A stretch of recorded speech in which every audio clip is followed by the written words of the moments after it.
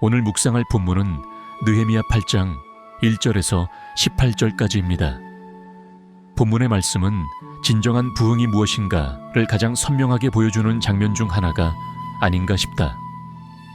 부흥은 외형의 확장이나 사람의 증가, 눈에 보이는 어떠한 성과 같은 것으로 판단하기 쉽다. 하지만 성경이 말씀하는 부흥은 전혀 다른 차원이다. 참된 부흥은 언제나 말씀으로 돌아가는 데서부터 시작된다. 사람들의 마음속에 하나님의 말씀에 대한 사모함으로 충만하게 되는 것이다. 당시 그들이 처해 있던 현실은 절박했다. 주변의 위협으로부터 안전이 보장되지 않는 상황이었고 극심한 가난과 빈곤으로 고통하던 그들이었다. 그런 와중에도 그들은 마음을 모아서 예루살렘 성벽을 단 52일 만에 재건했다. 이것만 해도 참으로 대단한 성과라 할 수 있다. 하지만 백성들은 영적으로 너무나 갈급해했다. 갈급한 남녀노소 할 것 없이 모든 백성이 수문 앞 광장으로 모였다. 누가 모이라고 강제한 것도 아니었고 대대적인 홍보로 인한 것도 아니었다. 철저히 자발적으로 모인 것이다. 너무나 절박하고 너무나 갈급했기 때문이었다. 그것은 바로 하나님의 말씀에 대한 갈급함이었다.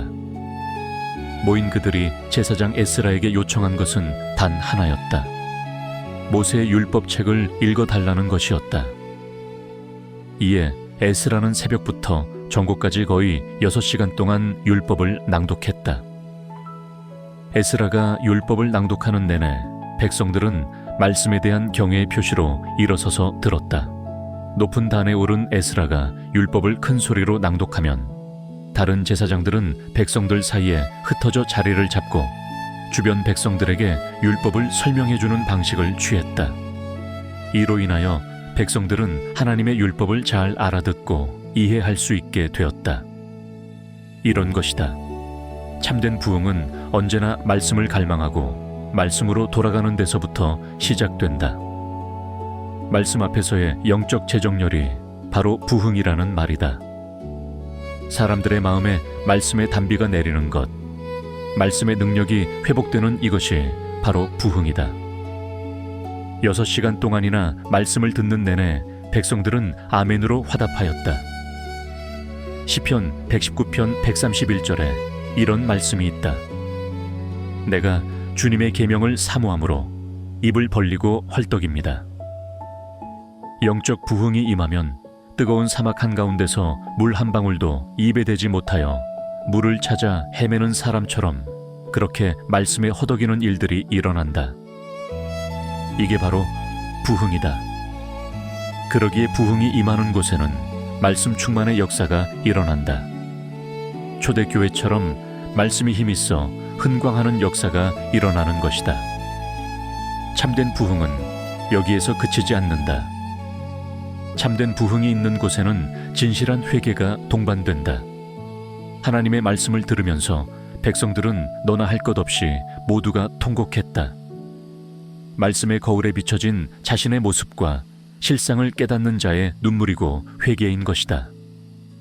그들의 눈물은 단순한 감정의 표출이 아니었다. 그들의 눈물은 실패와 죄의 무게를 깨달아 안반응이었다. 죄를 각성하고 죄를 미워하며 하나님께로 돌이키려는 진정한 마음의 변화에 대한 증거였다. 이것이 바로 참된 영적 부흥의 모습이다. 초대교회의 시작도 그러하지 않았던가?